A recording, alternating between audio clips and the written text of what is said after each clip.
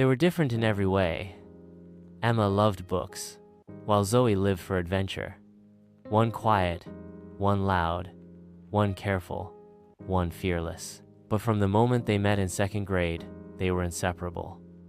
Through scraped knees, school dances, lost pets, and heartbreaks, they stood side by side. When Emma doubted herself, Zoe reminded her of her strength. When Zoe rushed in too fast, Emma helped her slow down. Together, they balanced each other like two puzzle pieces meant to fit. High school came and went. College took them to different cities. Life got busy, but their bond never faded. Midnight calls, spontaneous road trips, letters on birthday sit all kept the friendship alive. Then one day, they met again under the same old tree in their hometown park.